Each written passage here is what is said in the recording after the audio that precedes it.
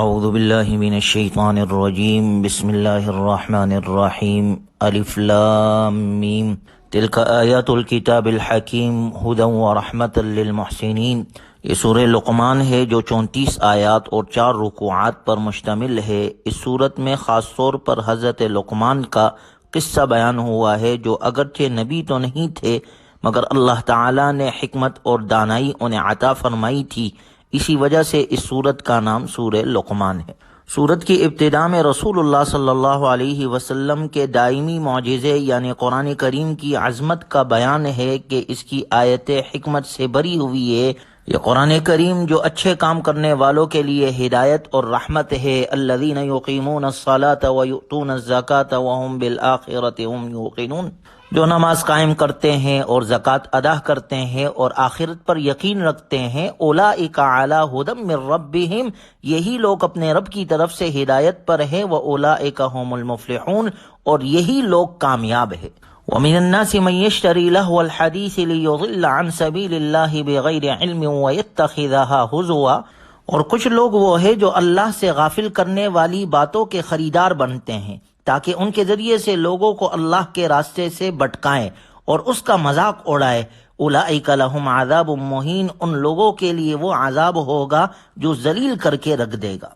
اس آیت مبارکہ کے شان نزول کے بارے میں آتا ہے کہ مکہ مکرمہ میں ایک تاجر جس کا نام نضر بن حارث تھا، یہ تجارت کے لیے فارس جاتا تھا، وہاں سے عجمیوں کی کتابیں خریدتا تھا، پھر انہیں مکہ مکرمہ لا کر وہاں کے لوگوں کو سناتا تھا اور کہتا تھا کہ محمد صلی اللہ علیہ وسلم تمہیں عاد اور سمود کی باتیں سناتے ہیں اور میں تمہیں رستم اور اسفندیار اور فارس کے بادشاہوں کی خبریں سناتا ہوں۔ اور بعض روایات میں ہے کہ وہ وہاں سے ایک گانے والی کنیز بھی خرید لایا اور لوگوں سے کہا کہ محمد صلی اللہ علیہ وسلم تمہیں عاد اور سمود کے قصے سناتے ہیں، میں تمہیں ان سے زیادہ دلچسپ قصے اور گانے سناؤں گا۔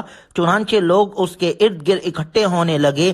اس پر اللہ تبارک و تعالی نے یہ آیت مبارکہ نازل فرمائی، وَمِنَ النَّاسِ مَن يَشْتَرِي لَهْوَ الْحَدِيثِ لِيُضِلَّ عَن سَبِيلِ اللَّهِ، اور کچھ لوگ وہ ہے جو اللہ سے غافل کرنے والی باتوں کے خریدار بنتے ہیں تاکہ اس کے ذریعے سے لوگوں کو اللہ کے راستے سے بھٹکا دے اور اس کا مذاق اڑائے۔ اللہ نے فرمایا ان لوگوں کو وہ عذاب ہوگا جو ذلیل کر کے انہیں رکھ دے گا۔ حضرت حسن بصری رحمہ اللہ فرماتے ہیں کہ لہو الحدیث جو اس آیت مبارکہ میں ہے، اس سے مراد ہر وہ چیز ہے جو اللہ کی عبادت سے اور اس کے ذکر سے غافل کرے۔ جس طرح حدیث مبارکہ میں آپ صلی اللہ علیہ وسلم نے گانے کے بارے میں صراحتاً فرمایا، الغناء ينبت النفاق فی القلب کما ينبت الماء الزرع، کہ گانا دل میں نفاق کو ایسے اگاتا ہے جیسے پانی کھیتی کو اگاتا ہے۔ آج تو اس دور جدید میں حال یہ ہے کہ گانا بجانا تو زندگی کا جز بن چکا ہے، چاہے گاڑی میں ہو، چاہے ہم سفر کر رہے ہو، چاہے کھانا کھا رہے ہو، تو حلق سے لقمہ تب ہی اترتا ہے جب کوئی گانے کی آواز ہم سنیں۔ اللہ ہماری حفاظت فرمائے۔ اسی طرح رات کو سوتے ہوئے ہینڈ فری ہم لگا کر سنتے ہیں، جب تک گانا نہ سنیں ہمیں نیند نہیں آتی۔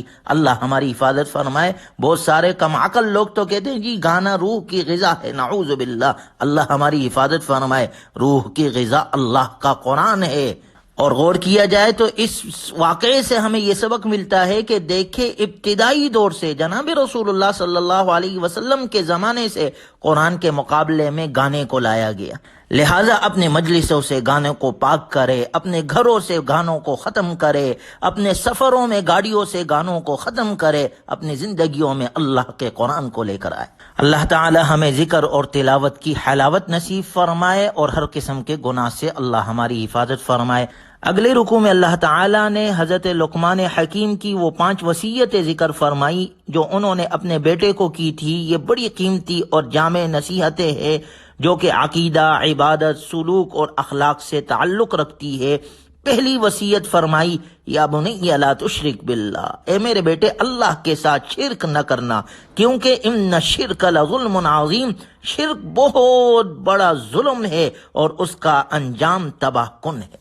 اس کے بعد اگلی آیات میں اللہ تبارک و تعالی نے والدین کے ساتھ حسن سلوک کا ذکر فرمایا۔ حقوق اللہ میں سب سے پہلا حق اللہ کا ہے اور حقوق العباد میں سب سے پہلا حق والدین کا ہے، اس لیے اللہ نے فرمایا انشکر لی ولی والدیک، میرا شکر ادا کرو اور اپنے والدین کا شکر ادا کرو۔ لہذا والدین کے ساتھ حسن سلوک کا حکم دیا گیا ہے۔ اللہ ہمیں اپنے والدین کے ساتھ اچھا برتاؤ کرنے کی توفیق نصیب فرمائے اور ان کی دعاؤں میں اللہ ہمیں شریک و شامل فرمائے۔ دوسری وصیت جو حضرت لقمان نے کی اپنے بیٹے کو فرمائے، یا بنی انہا ان تک مثقال حبۃ من خردل فتکن فی صخرہ او فی السماوات او فی الارض یأتی بها اللہ۔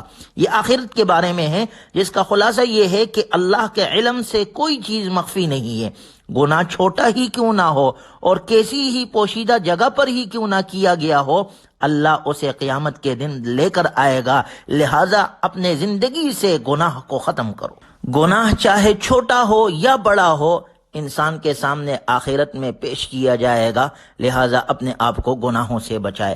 تیسری وصیت حضرت لقمان حکیم نے اپنے بیٹے سے فرمائی، یا بنی اقم الصلاۃ وامر بالمعروف وانہا عن المنکر واصبر علی ما اصابک ان ذلک من عزم الامور۔ یہ تیسری وصیت اللہ کی طرف توجہ کے بارے میں ہے کہ اللہ کی طرف توجہ کی کئی صورتیں بیان فرمائی گئی۔ فرمایا میرے بیٹے نماز کو اچھے طریقے سے ادا کرو، نماز قائم کرنے والے بنو۔ اس کے بعد فرمایا کہ لوگوں کو اچھائی کا حکم دو اور برائی سے روکو، یعنی جہاں خود اپنے اندر اچھی صفات پیدا کرو وہاں دوسروں کے اندر بھی یہ کوشش کرو کہ دوسروں میں بھی اچھی صفات پیدا ہو، دوسروں کو بھی اچھائی کا حکم دو۔ خود برائی سے بچنے کے ساتھ ساتھ دوسروں کو بھی برائی سے بچاؤ، لیکن وَاصْبِرْ عَلَىٰ مَا أَصَابَكَ، اس راستے میں تکلیفیں آئے گی، اس پر صبر کرنا ہے۔ جب انسان کسی اور کو وصیت کرتا ہے، نصیحت کرتا ہے، اچھے راستے کی طرف بلاتا ہے تو لوگ اس کا مذاق بھی اڑاتے ہیں، لوگ اس کو برا بلا بھی کہتے ہیں۔ کہا اس پر صبر کرنا ہے، خود بھی نیک بنو، خود بھی نماز پڑھو، خود بھی اچھے کام کرو اور برائی سے اپنے آپ کو روکو، اور اس کے ساتھ ساتھ اوروں کو بھی نماز کا حکم، اچھائی کا حکم اور برائی سے روکنے کی کوشش کرو۔ چوتھی وصیت حضرت لقمان حکیم نے اپنے بیٹے سے فرمائی، وَلَا تُسَعِّرْ خَدَّكَ لِلنَّاسِ وَلَا تَمْشِ فِي الْأَرْضِ مَرَحًا، لوگوں کے سامنے غرور سے اپنے گال مت پھلاؤ، یعنی منہ چڑھا کر لوگوں سے بات نہ کرو بلکہ اچھے انداز کے ساتھ لوگوں سے ملو۔ وَلَا تَمْشِ فِي الْأَرْضِ مَرَحًا، اور زمین میں اتراتے ہوئے مت چلو، اکڑ کی چال مت چلو۔ تکبر اور فخر سے اپنے آپ کو بچاؤ۔ ہمارے لیے بھی حکم ہے ہم بھی اپنے آپ کو تکبر سے بچائے، اپنے آپ کو فخر سے بچائے، لوگوں سے اچھے انداز سے ملے، زمین میں نرم چال سے چلے، کیونکہ اللہ تعالیٰ نے ذکر کیا ہے قرآن کریم میں، اِنَّكَ لَن تَخْرِقَ الْأَرْضَ وَلَن تَبْلُغَ الْجِبَالَ طُولًا، اگر تم تکبر کی چال چلو گے نہ تو پہاڑ سے اونچے ہو سکتے ہو، نہ زمین کو پاٹ سکتے ہو۔ عاجزی کی چال اللہ کو بہت پسند ہے، اللہ ہم میں یہ اچھی صفت عاجزی والی پیدا فرمائے۔ پانچویں نصیحت حضرت لقمان حکیم نے اپنے بیٹے سے فرمائی، وَاقْصِدْ فِي مَشْيِكَ وَاغْضُضْ مِنْ صَوْتِكَ۔ پانچویں نصیحت میں لقمان حکیم نے اپنے بیٹے کو اخلاق کریمہ کی طرف متوجہ کیا ہے، یعنی چال میں میان روی اختیار کرو، یعنی جب چلو تو درمیانی رفتار سے چلنا چاہیے، رفتار نہ اتنی تیز ہو کہ بھاگنے کے قریب پہنچ جائے اور نہ اتنی آہستہ کہ سستی میں داخل ہو جائے، درمیانی چال چلو۔ اور بولتے وقت اپنی آواز دھیمی رکھو۔ دھیمی آواز، آہستہ آواز رکھنے سے مراد یہ نہیں کہ انسان اتنا آہستہ بولے کہ سننے والے کو دقت پیش آ جائے، بلکہ مراد یہ ہے کہ جن کو سنانا مقصود ہے ان تک تو آواز وضاحت کے ساتھ پہنچ جائے، لیکن اس سے زیادہ چیخ چیخ کر بولنا اسلامی آداب کے خلاف ہے۔ یہ وہ ساری نصیحتیں ہیں جو حضرت لقمان حکیم نے اپنے بیٹے سے کی، جو بہت قیمتی اور جامع نصیحتیں ہیں، جو کہ عقیدہ، عبادت، سلوک، اخلاق سے تعلق رکھتی ہے۔ لہٰذا ہم بھی اپنے زندگی کے اندر ان نصیحتوں پر عمل کرنے والے ہو، قرآنی تعلیمات کو اپنانے والے ہو، اپنی زندگی میں اپنے اخلاق کو اچھا کرنے والے ہو، اپنے کردار کو بنانے والے ہو، اپنی اولاد کی اچھی تربیت کرنے والے ہو، تاکہ ہم میں بھی اچھی صفات پیدا ہو، اچھے اخلاق ہمارے اندر آئے، اور بری صفات سے، بری صحبتوں سے، برے لوگوں سے، برے جگہوں سے خود بھی بچیں، اپنے اولادوں کو بھی بچائیں، اور لوگوں کو بھی برے جگہوں سے منع کرے۔